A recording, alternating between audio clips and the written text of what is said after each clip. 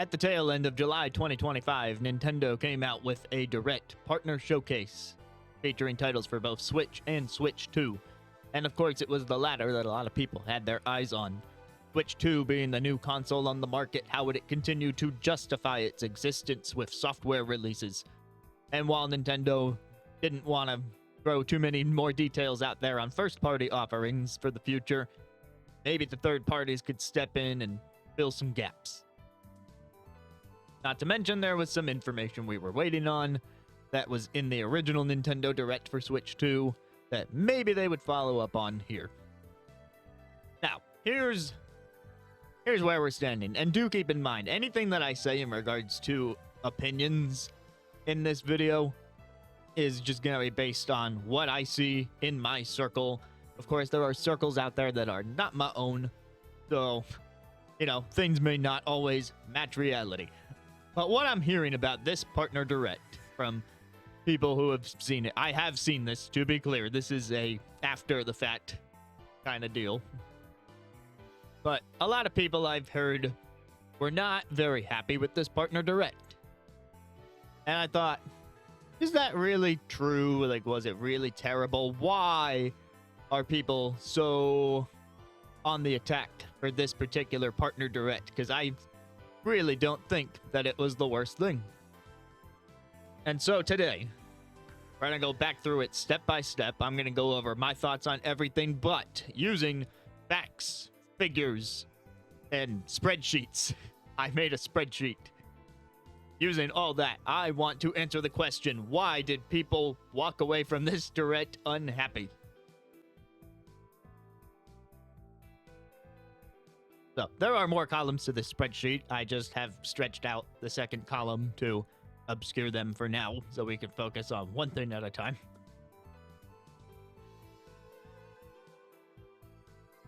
So, first is like the least objective metric on my list, which is my hype level, me, the guy doing this, because that's what matters more than anything. Like, if I were to evaluate the showcase. So I went announcement by announcement, and I gave a rating from 0 to high on the hype level. And if I am highly hyped about it, it means I'm probably picking it up day one if I'm able to. And 0 hype is like the exact opposite. I have no intention of ever picking up the game. Opinions can always change over time, of course, so if you see me pick up any game that I'm not particularly hyped about at a later date, then just know that there was a change of heart. So, Monster Hunter Stories 3. I gave it a low, not a 0, because I've at least played a little bit of the series, and there's a non-zero chance that I'll eventually catch up on Stories 2 and then find a groove with this one. And, it's nice that fans of a long-running franchise are getting something new from it. Katamari, highly hyped for that. Fun game series, Just Dance, nope. Dragon Ball, not for me. EVZ Replanted, I mean, it's overdue. It's a classic, and maybe I would finally pick up this version. So I didn't give it a 0. But, meh. Wasn't the most exciting thing. Soccer, nope, not for me. Pac-Man World 2, love it. Final Fantasy Tactics, The Ivalice Chronicles, I gave a medium because, like I said, I have a tangential interest in this game after how much I enjoyed Triangle Strategy and hearing that that is largely based on what Final Fantasy Tactics was. So there's at least a good chance that I plan to go back to Final Fantasy Tactics through this new version. Persona 3 Reload is low because I have played the game on another platform already, so I'm not itching to go buy it again on Switch 2, but it's a game that I really liked, and I'm glad more people have access to. That's what spares it from being a 0. But it is a great game. Age of Imprisonment is a medium. I've played all the other Nintendo Warriors games, And I am of the mind that each successive Hyrule / Fire Emblem Warriors has gotten better with time. Maybe not in terms of raw content, because I know we mentioned that earlier. Hyrule Warriors Definitive Edition is still the most jam-packed with characters, missions, maps, weapons, costumes, all that stuff. Like, there it's good, but like mechanically, I feel they've gotten better with time. P3 Reload was mainly played on Steam.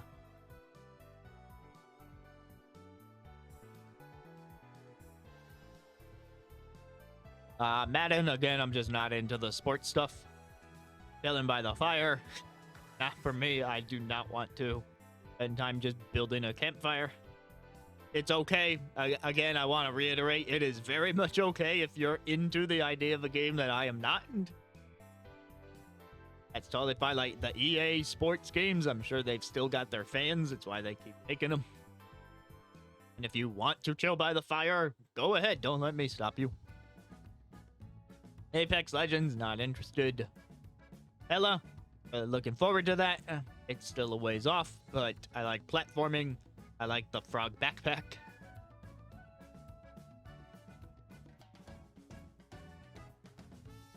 Star Wars Outlaws, no thanks. Chronos, I did not give it a 0 because, like I said, it sounded mechanically interesting. I'm just not sure if it'll be the thing that gets me into a new genre. Every so often, there's a game that'll get me into a new genre.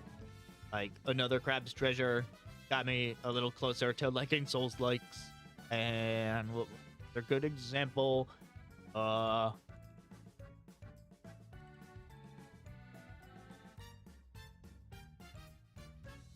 Emblem Echoes got me into strategy, I want to say. That was my first Fire Emblem, and I'm pretty sure I started Fire Emblem or any other strategy game.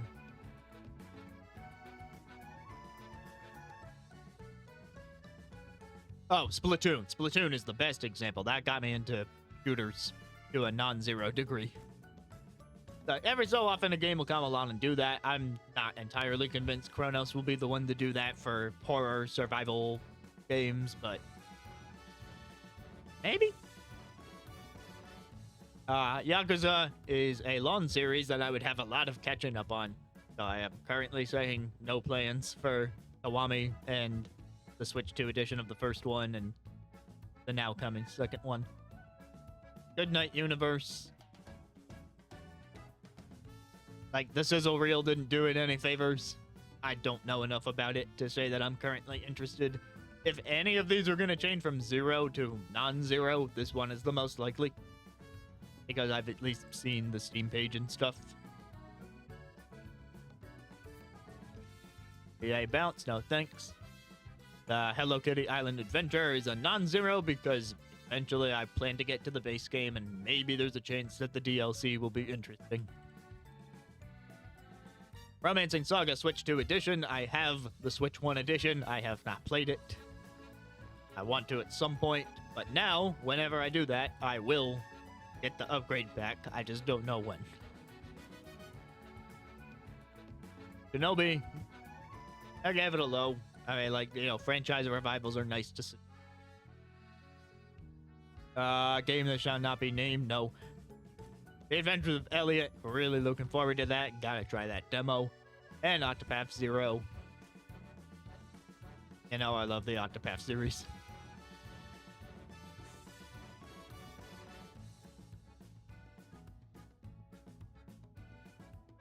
So, those are my overall hype levels from the Direct. And so, okay, let's just assume that everyone is interested in the same stuff as me and that their hype levels are about the same. Or that if they're interested in other stuff, that they'll, you know, balance out with stuff that I was interested in, but they're not. Like, let's just assume that people's hype levels are going to be about the same. We'll see a graph of this later. Along with the other columns. So, now I want to draw your attention to length. Because maybe the source of the issue is the pacing of the direct. Maybe they spent too much time on stuff. Maybe a trailer overstayed its welcome or didn't get enough time to shine. So, the numbers I'm about to give are in seconds, and these are approximate because it depends on exactly where you start and stop counting. I did my best, so you may have to give or take a couple seconds on some of these if you disagree, but it won't be that far off from the number I say. So, Monster Hunter Stories 3 was a 91-second trailer. And then going down the list, Katamari, 68. Just Dance, 60. Dragon Ball, 88. EVZ, 64. EA Sports Soccer, 34. Pac-Man World 2, 42. Final Fantasy Tactics, 47. Persona 3 Reload, 46. Hyrule Warriors, 117. This was the longest trailer in the direct. That's almost 2 minutes. Madden NFL, 72. Killing by the Fire, 85. Apex Legends, 41. Ella, 40. Star Wars Outlaws, 72. Chronos, 98. Yakuza Kiwami 2, 105. And I kind of forgot to separate that in the timeline. So 105 is actually the combined total of Kiwami 2 and Kiwami 1 Switch 2 edition. The Switch 2 edition was just a few seconds at the end, maybe 10 or 15 of those. Okay, I did not meticulously count seconds in the sizzle reel, especially because they showed a few seconds from games before they started naming them at the bottom. So, included in the sizzle reel for a few seconds each, Goodnight Universe, NBA Bounce, Hello Kitty DLC, Romancing Saga, Switch 2 Edition, Shinobi, and that last one. Adventures of Elliot got a 110-second overview, and Octopath Traveler 0, 71.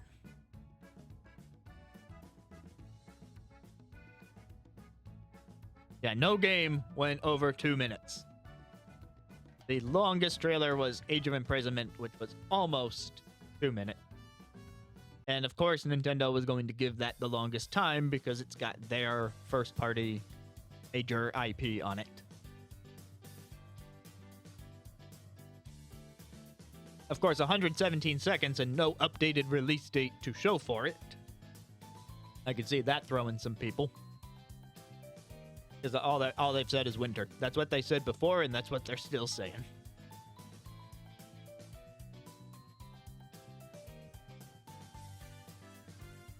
I did the average. Okay, I got rid of where I did the average, but when I did the average, came to about 71 seconds. So about the length that they spent on Octopath 0 at the end. Of course, obviously, some got more and some got less. But on average, they spent 1 minute and 10 seconds per trailer.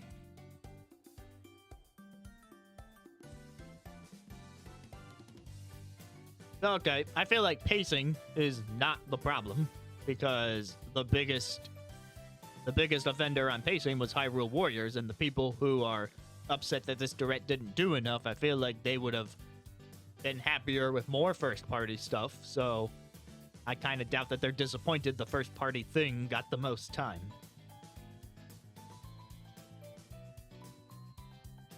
And then you can point to stuff like, I don't know how many people were interested in EA Sports FC 26, but they only spent 34 seconds on it, so at least it was over quickly.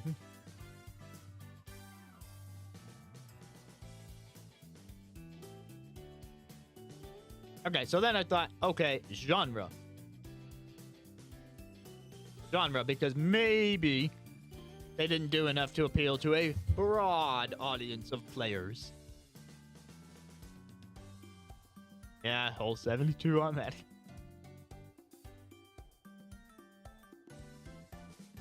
Because, you know, I've got, hypothetically, if this was like a crap ton of RPGs, then people who aren't into RPGs are going to be more disappointed with it. That would make sense. So I tried to assign a genre to each game. And some of these games do fall under multiple genres. I'll show you how I handled that in a moment. And this is a chance for the audience to correct me on genres if I got any of them wrong, and the graph will update itself if we change anything. But Monster Hunter Stories 3, I know that's an RPG. Katamari, I listed it as a platformer because it's kind of hard to classify that game. I thought about using puzzle, maybe puzzle and platformer, because it's kind of a puzzle to figure out how you need to roll the ball. But there's also a platforming element in that you have to navigate the stage. You sometimes need to build up speed to do things. You need to climb stuff. I don't know what else you would call it, but puzzle and or platformer is what I had for that.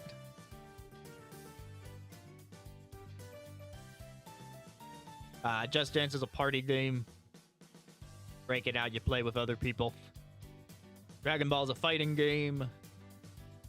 PvZ is a strategy game. It's a tower defense specifically, but I didn't think I needed a whole tower defense subgenre on this spreadsheet. I consider that a form of strategy. You've got to decide where to place your plants.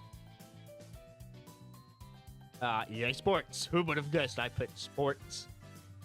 Pac-Man World 2. I know that one's a platformer. Final Fantasy Tactics, a strategy game. Persona 3 Reload, an RPG. Hyrule Warriors, an action game. Do combos and stuff. Madden, back to sports. That was one thing I thought, were there too many sports games? The graph will show all, though. Chilling by the Fire. They outright said in the trailer that it is a simulator for building a campfire. Apex I had as a shooter. Hella, I don't know this entirely for sure, but it looked like there were platforming elements to me. Star Wars Outlaws, I believe, I haven't played this one. I believe that's an action game. Probably get a gun at some point, but I don't know if it's predominantly.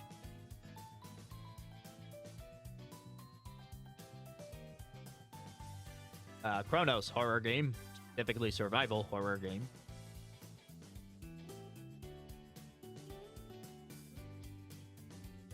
Yakuza, I know those are action games. You've largely beat up other Yakuza.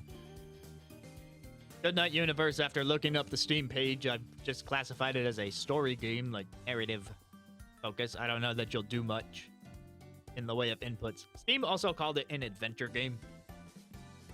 And I wasn't swayed to that one by the trailer or the rest of the Steam page.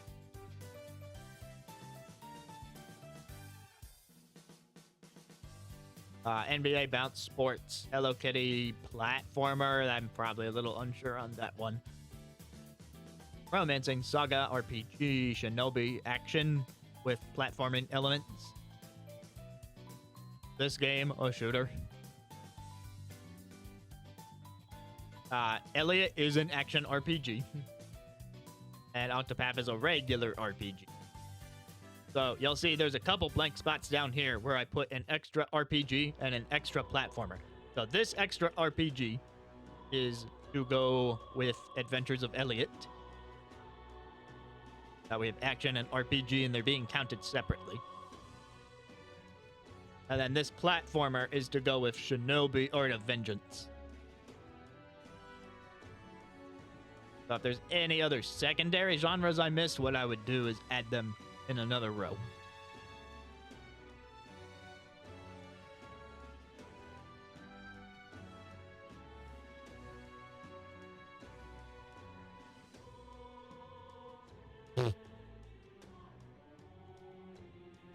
I mean, I knew how to spell it.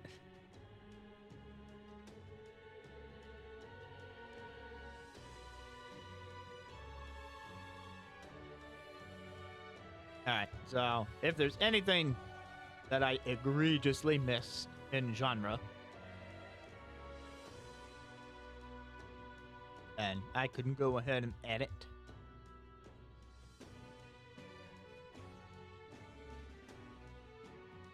The graph will show The graph is there. The graph that we will eventually see is to determine, was there enough variety in genres shown to appeal to a broad audience, or was it too laser focused on one group?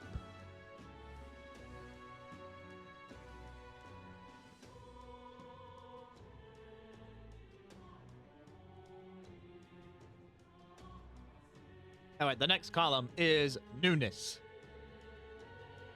So, Ezra, what do you mean by newness? And I'd say there are different levels of how new something is as an announcement. Something like Monster Hunter Stories 3 is a game that was not previously announced.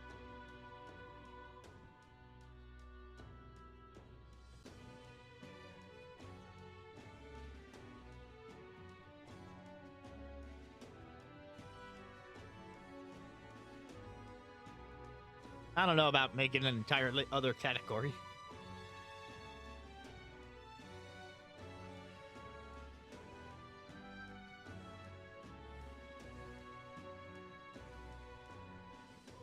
But if I were to consider cozy as a genre, then yeah, the campfire game would probably be in there. Any others? I feel like some people would consider Hella to possibly fit that same bill.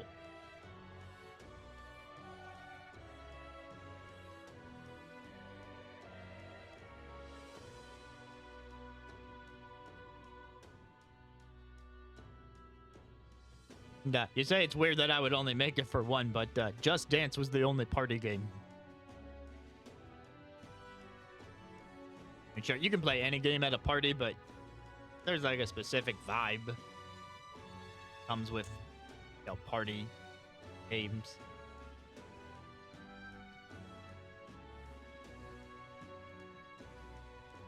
Newness refers to, did we know about this before? So, in the case of Monster Hunter Stories 3, this is brand new. Trying to expand. Brand new game. We did not know that Monster Hunter Stories 3 existed. And just so you know, I don't dig into any sites like 4chan or etc. So if any of this stuff was like buried in a leak somewhere, I'm not counting that. I'm talking official reveals. There was no official reveal for Stories 3 until this direct. That's what it means to be brand new game. Same thing with Once Upon a Katamari. Did not see that until this direct. Now, as a technicality, Just Dance 2026 was technically not shown before. It's certainly not brand new in the same way, but I have to count it as a brand new game. It is a different piece of software.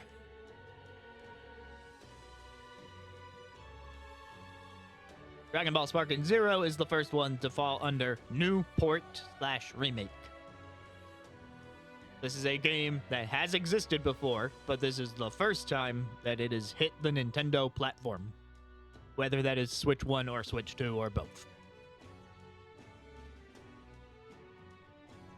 Okay, so like, yeah, Sparking Zero. People have played it earlier this year. It's coming to Nintendo now.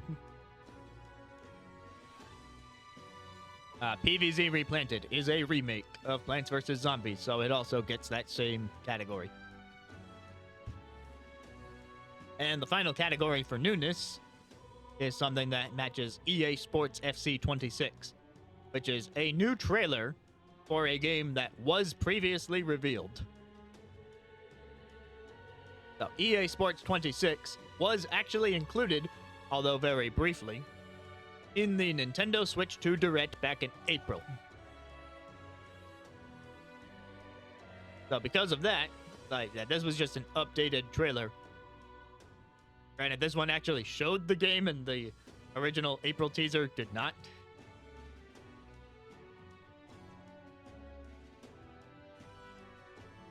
Yeah, so the point of this category is to see, did people get enough new stuff to be satisfied by this direct? Or was it just a lot of rehashes or remakes?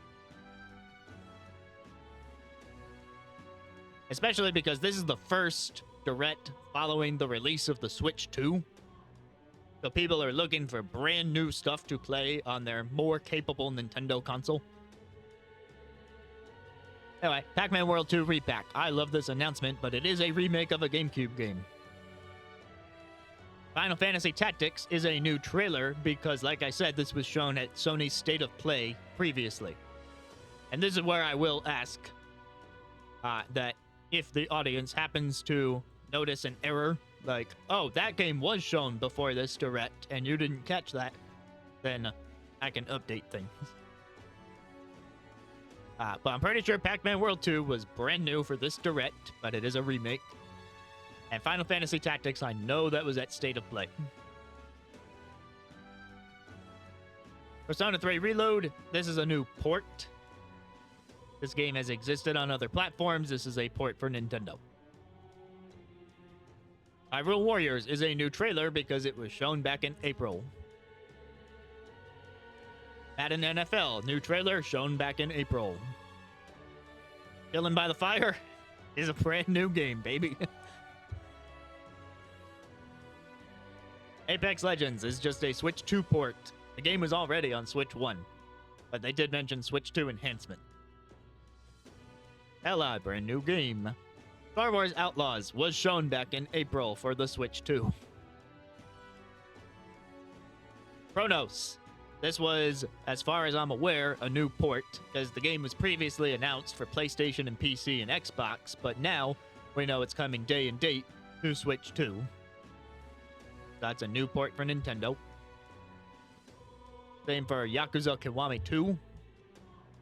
And technically, okay, the Switch 2 edition of Yakuza Kiwami, I actually made a new category here for Upgrade Pack because it was a very brief mention. The game is already on Switch and you can upgrade it. Although I guess I should technically say the same thing for Apex. I didn't think about that until just now.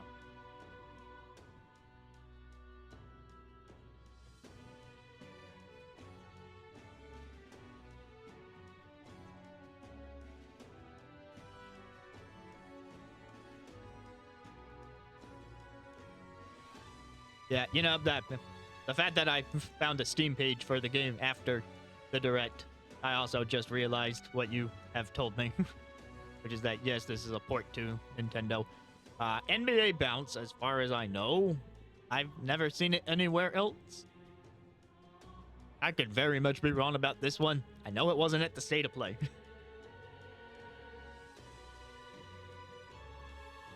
And Hello Kitty, I haven't seen it anywhere else, but it's a DLC pack, not a new game, or even a new trailer for a game or a port, so I just wrote DLC. Romancing Saga 2 is an upgrade pack. Art of Vengeance was again shown at other presentations. This game was shown back in April. And finally, Elliot is new game, and Octopath, I am tentatively calling it a new port because of Champions of the Continent. It's being reworked in a lot of ways, but I don't know how much is taken directly from mobile, so I don't want to call it a brand new game and then have people on my case like, it's just a mobile game.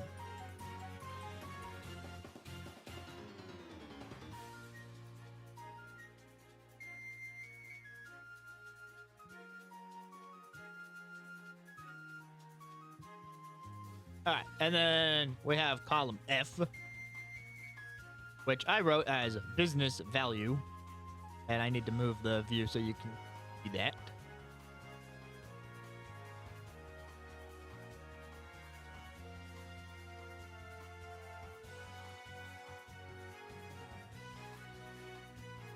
Alright, business value is where I try and put my own thoughts of the game aside, and I try and ask myself, how good is this for Nintendo in a business standpoint, where like having this game on the platform will greatly benefit their user base or their profits in some way. Like, is this a game that needed to be here just to grow the audience or the amount of spending that the audience does? And, you know, again, this is where I could probably end up changing some stuff. For me, Monster Hunter Stories 3, I felt that was high. I had high, medium, low, and 0 as options here. But I think Stories 3 is pretty high on the value because it's a game that can take advantage of the hardware to make this grand RPG in a long-running series. All right, the Story series by itself is not the most long-running. It's also not got the largest player base in the world, but it's part of that Monster Hunter name recognition. Like, hey, we have a unique Monster Hunter experience on the Switch 2, and it's running beautifully because now it's on Switch 2. So I thought that was worth quite a bit, and you know why they chose to open on it. Katamari is a more niche game, so I gave it a low business value. There are people like us who will buy it.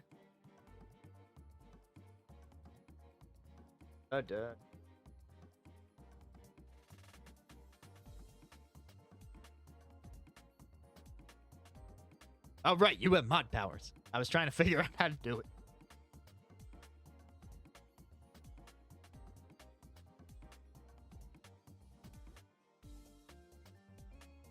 Anyway, Katamari, for a larger audience, not so much.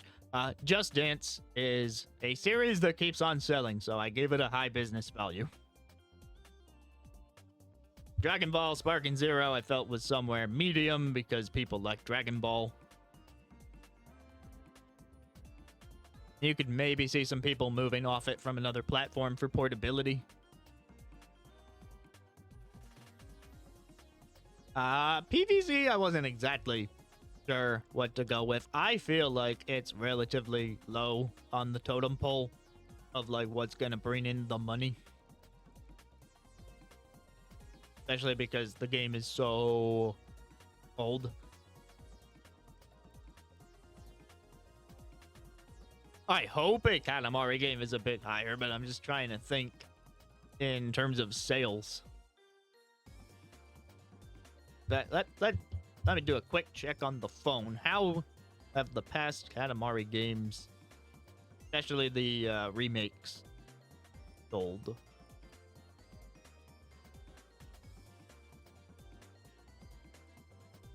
Katamari.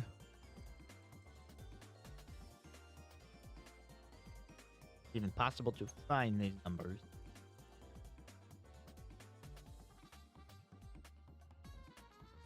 There's a VG charts page for Katamari Damacy Reroll. The game reviewed well, but does stand to gain something for critical reception.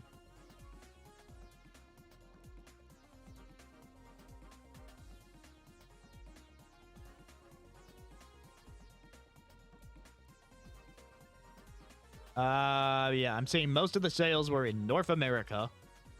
And 0.17 million total. What was that as of?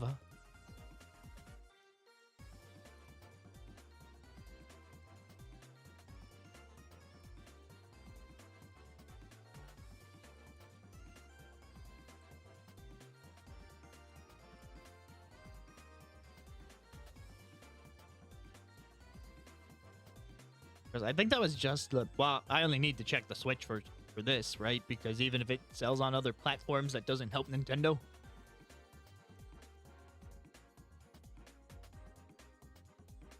No, is the... Let's see, 0.17 million is... Take 2 zeros off a million. You get...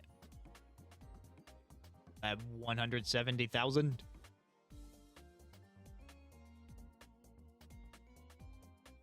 Which, like, I guess that isn't bad, especially for a series like Katamari.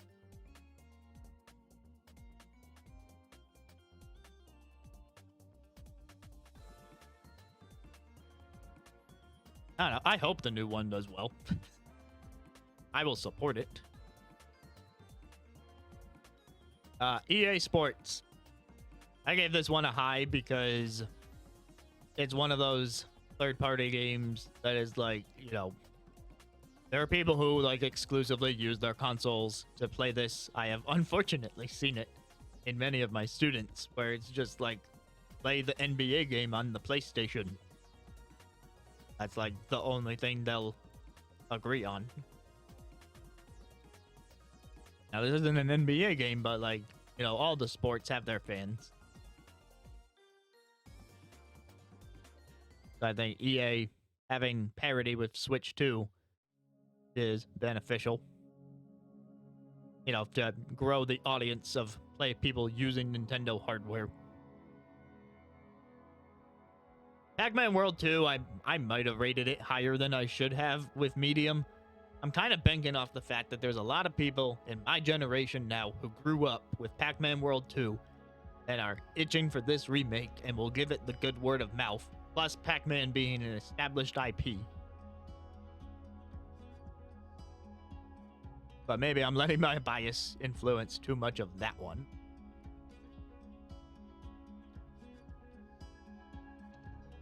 And by the same token, I've got Final Fantasy Tactics here, but I gave it a low. But I don't think Tactics is the best genre sales-wise. It's another remake. I mean, it's a good-looking remake. They're adding like full voice and stuff. There's definitely an audience there for it. But among all the other stuff that Square is publishing on the platform, I think this is gonna get a little overshadowed.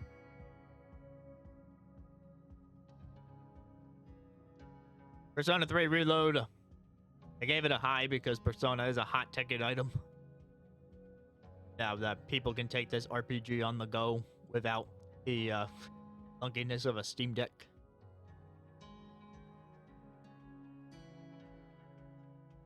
And Hyrule Warriors I've gave a low as well. It is a first-party IP, but the Warrior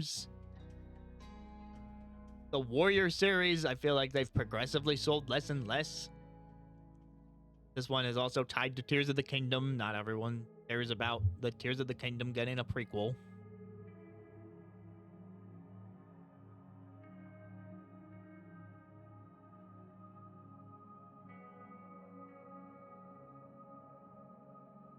Another EA Sports game, chilling by the fire. I just don't think it's gonna move units. Maybe they'll sell some more Switch 2 cameras.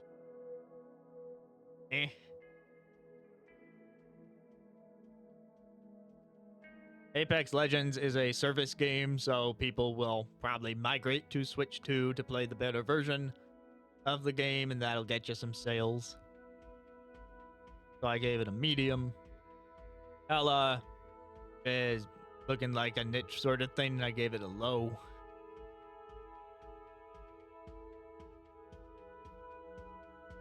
I wonder if medium is too much for Star Wars Outlaws.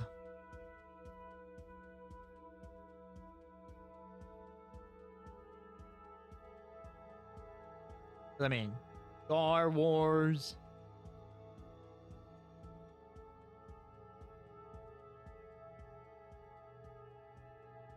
$4 million is more than I thought, so I will bump that to medium. But I know Fire Emblem Warriors 3 Hopes did not sell nearly that much. I think it might have surpassed 1 million. Maybe. I'm not even sure if it did that.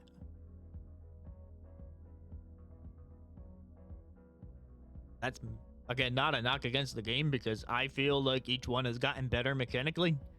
And so by that logic, 3 Hopes is my favorite.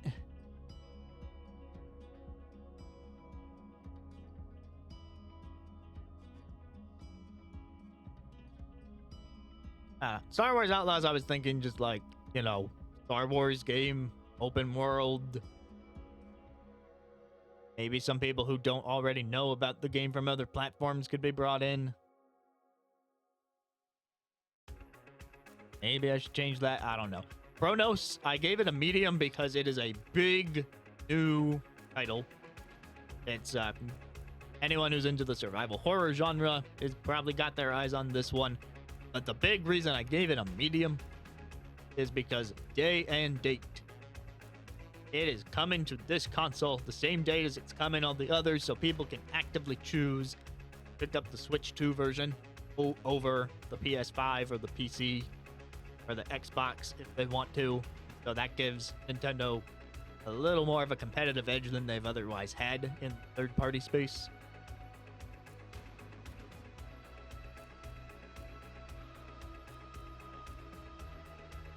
Yakuza I had as a medium simply because it's a long-running series. Obviously, the series continues to sell because they just keep pumping out the Yakuza games.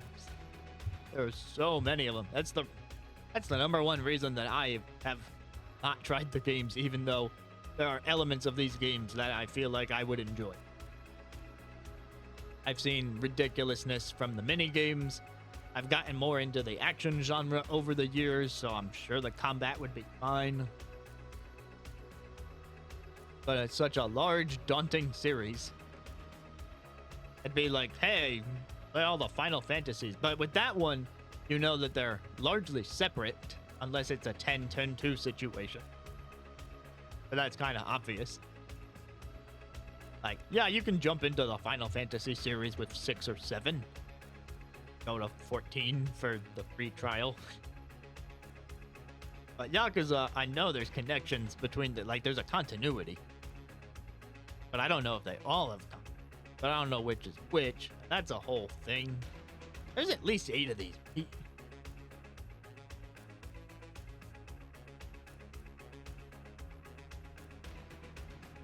Yeah, that is another amazing thing about Yakuza, is that they always review solidly, despite how many of them there are.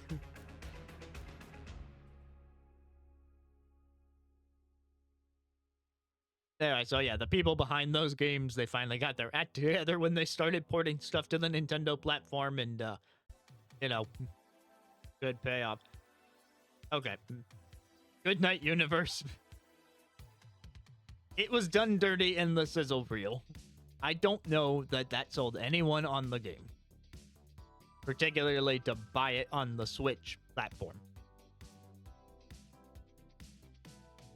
So I don't know if it deserves any more than the 0 I gave it. It's the only game on this list that I gave a 0 in the business column.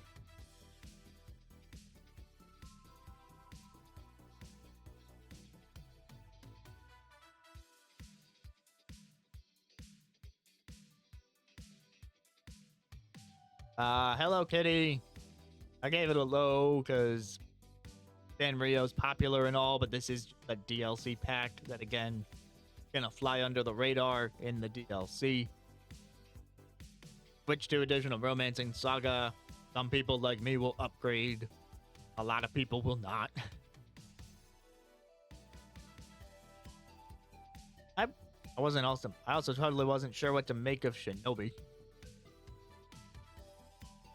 I feel like that one's gonna fly under the radar.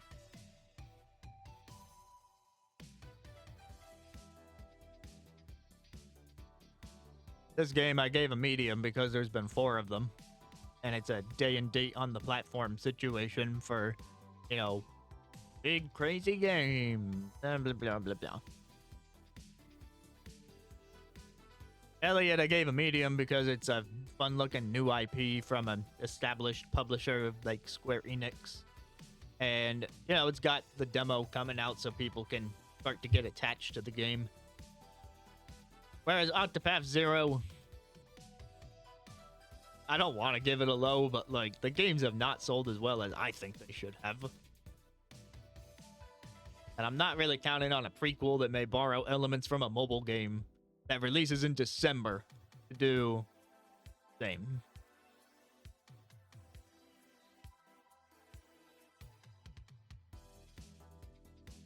So that's where I stood, but I'm not a business owner. I am not big corporate guy at Nintendo, knows all the ins and outs of these franchises or what productions are gonna bring in the audience or the money.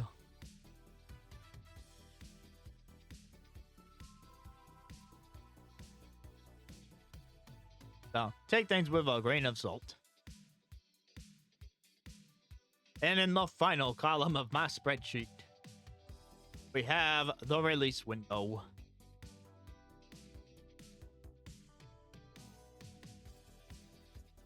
So I thought, okay, maybe people, I'm going to move this up.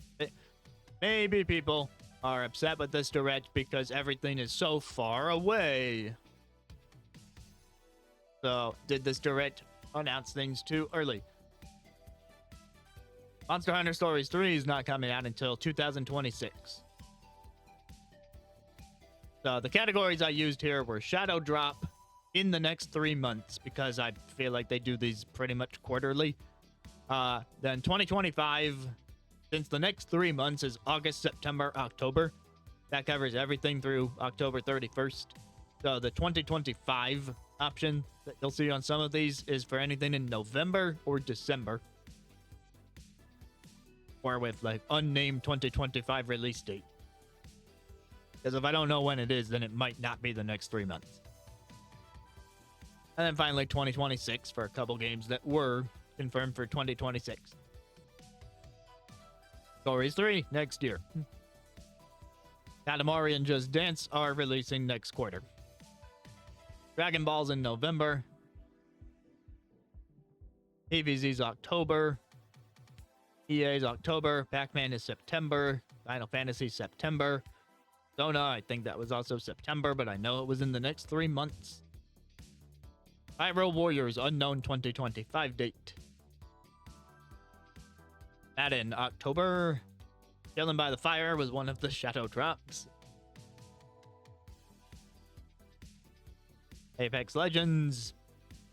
I forget the date, but it's in the next 3 months. Hella 2026. Star Wars. September. Chronos. Or October. One of those months. Yakuza's November. Midnight Universe was this year. NBA bounces, I think, October or September. Hello Kitty by the end of the year. Romancing Saga Switch 2 Edition was a shadow dropped upgrade pack.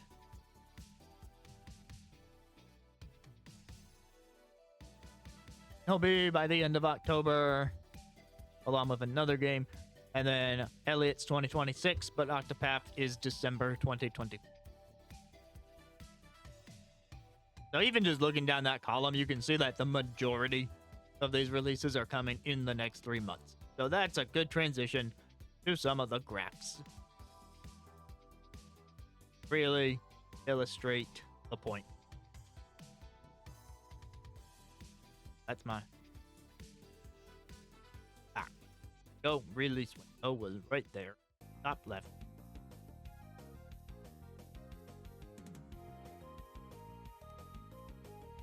Yeah, that big red section is stuff that is releasing by the end of October. So I don't think the issue is stuff being too far away. Because 2026, there was like 3 titles that are waiting until 2026. Monster Hunter, your Elliot, and your Hella are in 2026. And so, okay, we got a couple teases in there, but the rest of the stuff is dropping by the end of the year. A couple things already dropped. And again, more than half of this presentation is showing stuff that comes out by the end of October.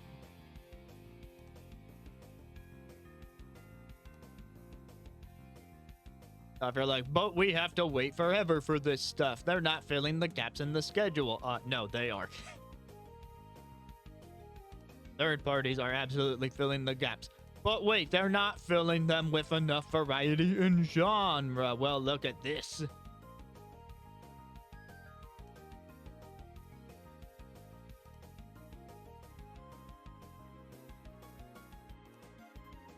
Playing.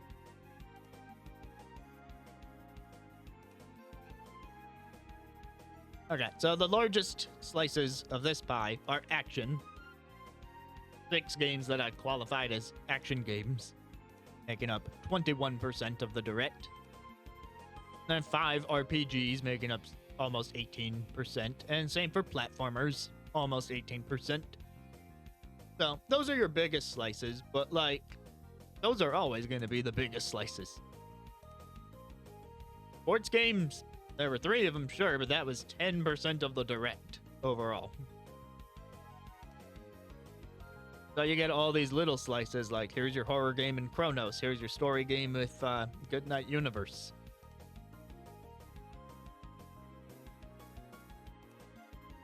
Here's a 2-piece slice of strategy with Final Fantasy Tactics and PvZ. Got your Just Dance, your Arkin Zero. Like, to me, this circle looks decently diverse.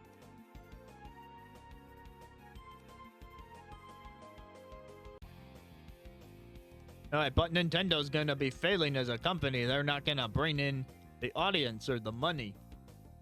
This direct showed that.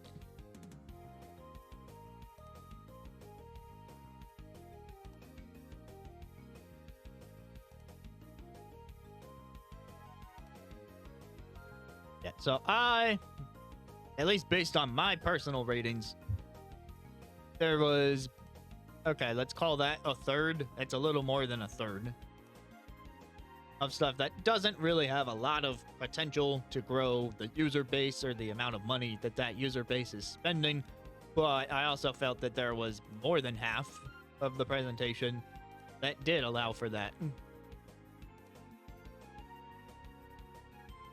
They did not beat the PS2 with the newest figures yet. In fact, I believe they're still working towards the DS number.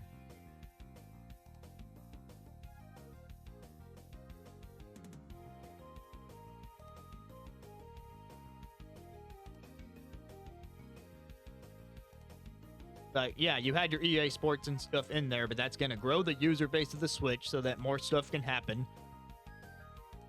And they didn't spend that much time on it, all things considered. So let's go to, I didn't make a graph for time. I just did that average of 71 seconds. But like one of the EA trailers was only 30 seconds. So they were still pretty breezy here. All right, stuff being new. There wasn't enough new stuff. 27% of this direct was completely brand new reveal that we hadn't seen, with an additional 30% being brand new for Nintendo. May have been out before, but not on a Nintendo, and people are watching the direct to see what's coming to Nintendo. And like, yeah, technically these DLC and upgrade pack slices are also new things. Maybe people care a little less about those, but if you want your Switch 2 to run your game better, then that 11% that makes up the upgrade packs is going to be possibly up your alley. That one little DLC slice is just for Hello Kitty. It didn't show a lot of DLC. Most of it was full-on software. So 27% of this direct was rehashing stuff that people probably already knew, either from the April Switch Direct or maybe a presentation like a State of Play.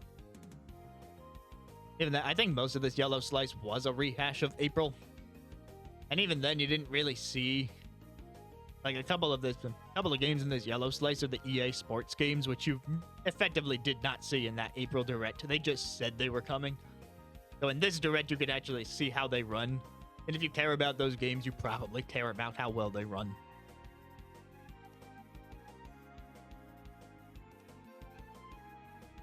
So, like, no, a pretty good mix of new stuff.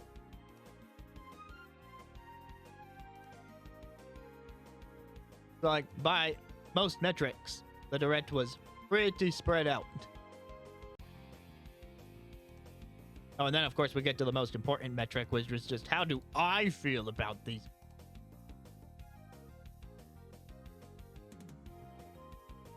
Forget the rest of the internet. The only opinion that matters is mine.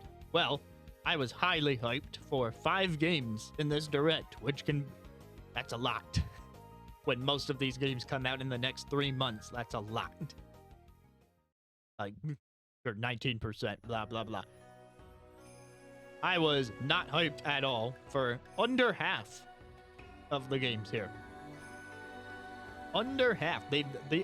More than half of the games I at least had some modicum of interest in. If you combine the medium and the high, which is stuff that I'm like, high is I'm likely to buy it on day one. and medium is I'm likely to buy it eventually. So if you combine those, that's 8 games in this direct that I am interested in buying, which makes up a little over a third of the presentation. Or, sorry, close to a third, not over, but about a third of the presentation, because it'd be a little over 30%.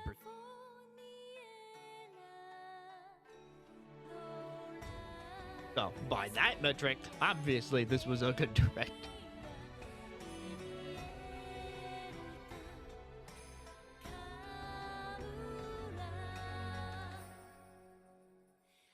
So I think the spreadsheet pretty much objectively proves that whichever metric you're on, there may have been games in this direct that weren't for you. That much applies to me too, if you look at the black side of that pie chart right there.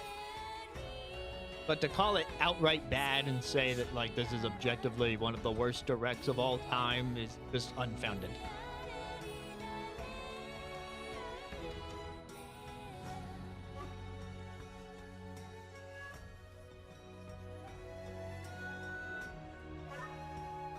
Like I said, I think that when the direct presents 20-something games, and I am at least a little hyped for more than half of them.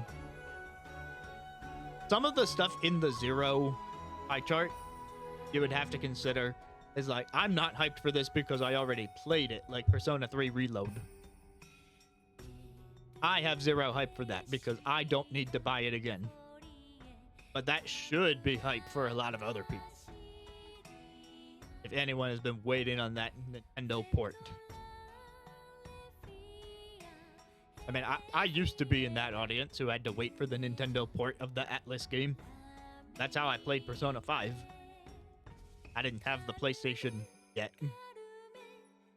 by that point. So Persona 5, when that eventually hit Switch, that's when I finally got to play it.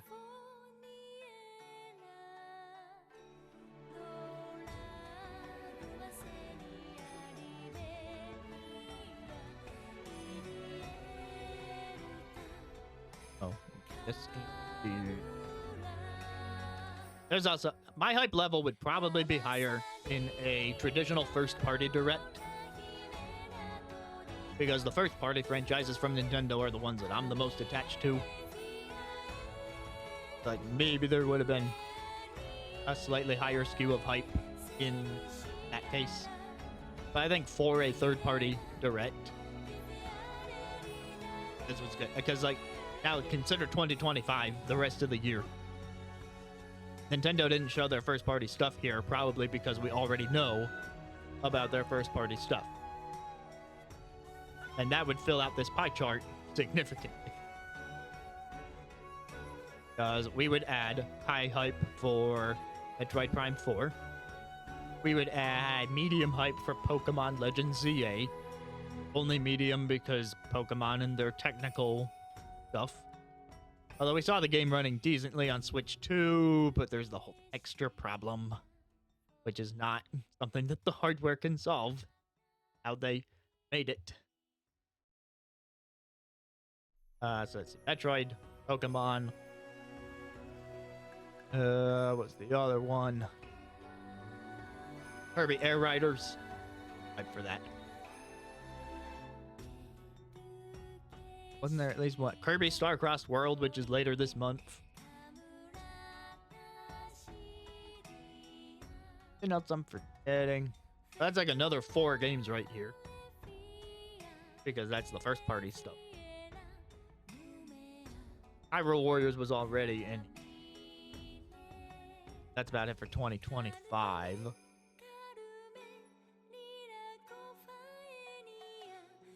That's 3 games.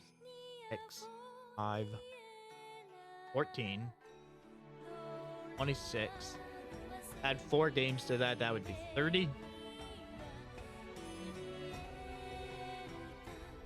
So instead of 5 out of 26, it would be 9 out of 30.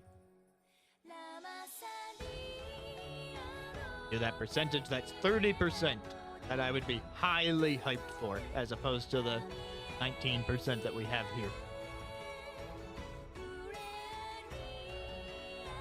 Actually, wait, there should be one more on top of that. Actually, it should be 10 out of 31. I'll talk about what that 10th one is in a second. It's actually closer to 1/3 that I am highly hyped for. Then you'll have your medium and non-zero hype.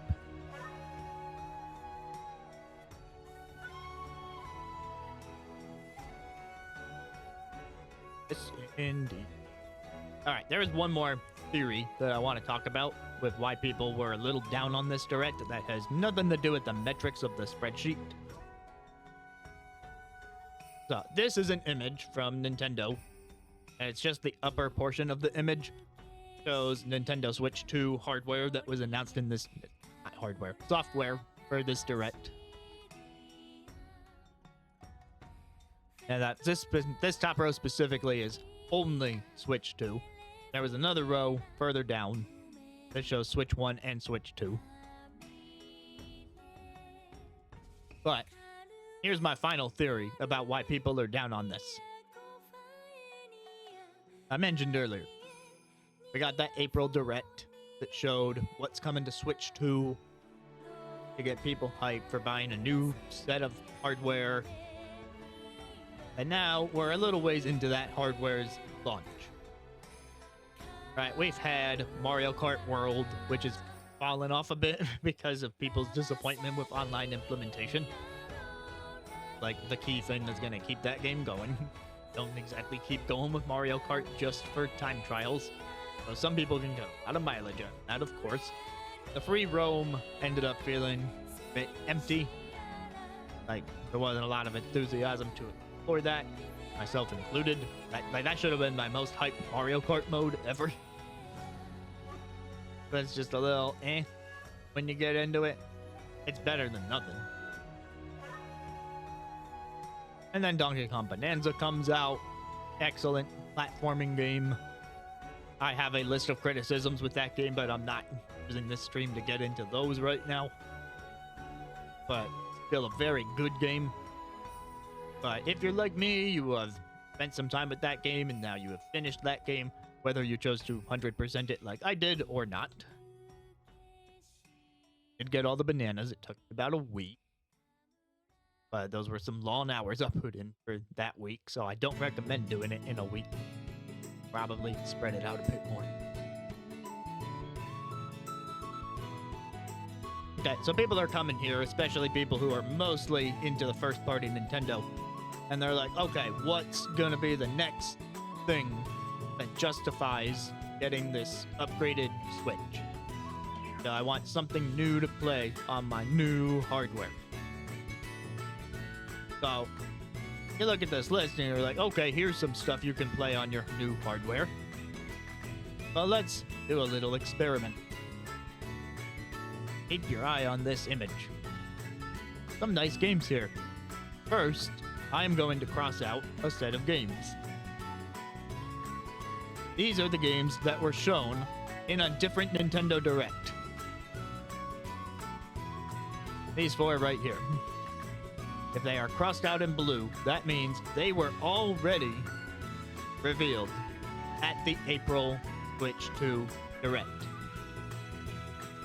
And you may have gotten some new information about them in this follow-up Direct, but it didn't reveal a new game for Switch 2.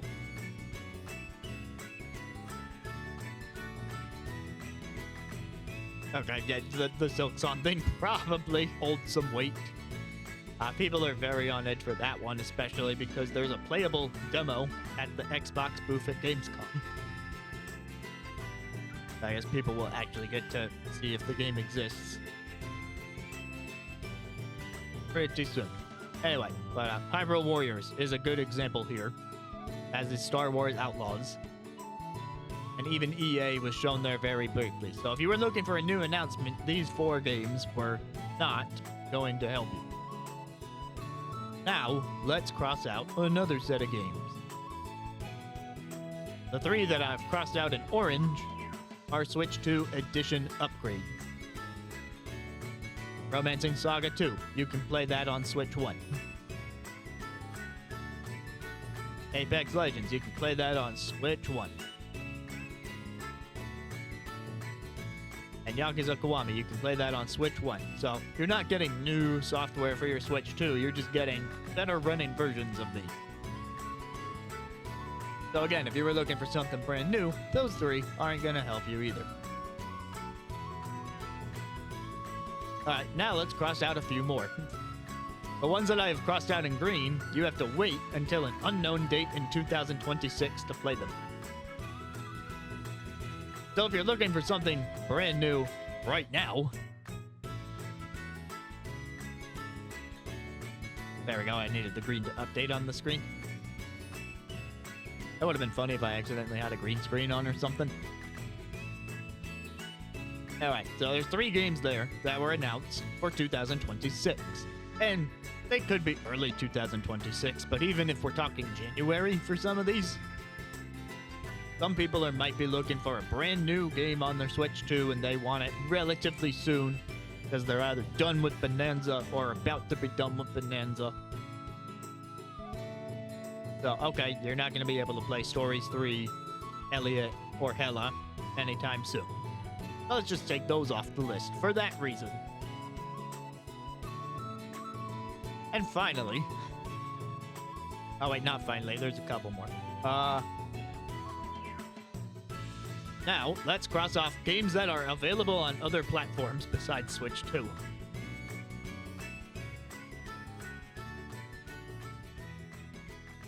Persona 3 Reload, you could play that on non-Nintendo platforms for a while now. And Yakuza Kiwami 2, same deal. Those are just newly announced ports for the Switch 2.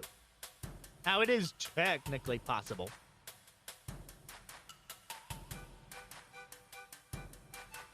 Chronos will be available on other platforms, but it's not out yet. I'm talking about, like, already...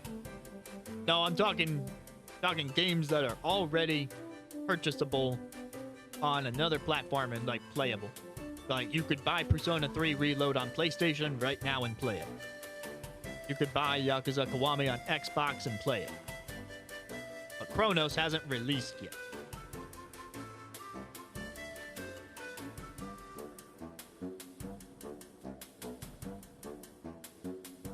Yeah, so... Okay, if someone's looking for a brand new game, and maybe they own a non-Nintendo platform, then it's possible that they've already given their time or have decided against playing those 2 games.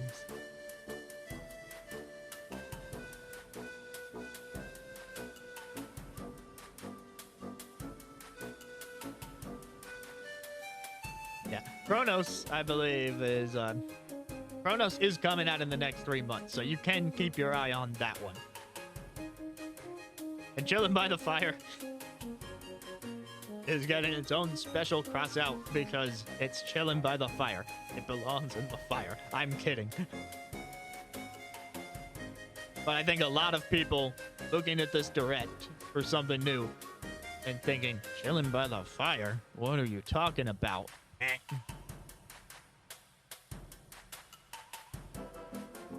So if you came to this direct looking for brand new Switch software that you could play in the near future, the one thing you got was Chronos: The New Dawn.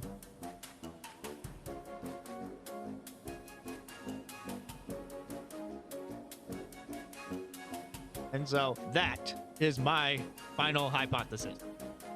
This is the reason why I legitimately feel like if you hear someone saying this direct was bad, it's because that was probably their end goal for this direct. Find a little brand new stopgap to scratch that urge of, I need a new game to play now. Not everyone has succumbed to that urge, of course, and so there are those of us looking at this direct with like, I've got plenty of stuff to play right now. I don't need to scratch that urge. And so these games that are coming down the line are perfectly good. Like, wow, that Elliot game. You could technically make an argument that Elliot shouldn't be crossed out because there's a playable demo right now. I'll probably beat that demo in under 2 hours from what I've heard of it. I haven't played it myself yet, but technically that is a new thing you could play right now.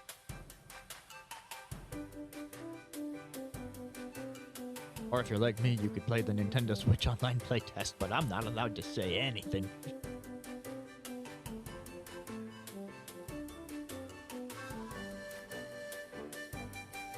I'm not risking.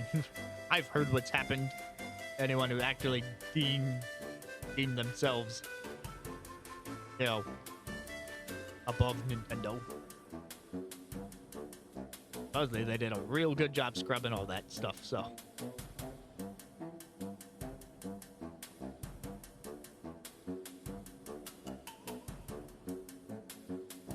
This has been a good time for me to catch up on some,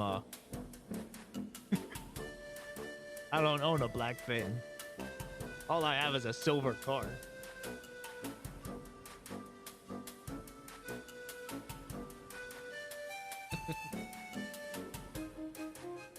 So, anyway, that is my theory as to why people are all up in arms. Because the spreadsheet proved that, objectively speaking, across multiple metrics, Nintendo did a good job balancing this direct for different audiences. However, there is a subset of people, if this urge, something new, because Mario Kart World and Bonanza have had their 15 minutes of fame and all that hype has died down. So those people, especially with this being a third-party focused direct, not get that one precise thing that they were looking for. If Silksong had shown up here and was like a shadow drop, I don't think anyone would have an issue. Because that would have filled that urge. I'm not saying they should have had Silksong here. Obviously, they're not really in control of that. I think a few people expected Silksong to be here because of the looming Gamescom demo and the fact that they're insisting it's coming out by the end of the year. It does seem like the kind of thing that Nintendo would boast to shadow drop at a direct. But instead we got Chillin' by the Fire, which is even better.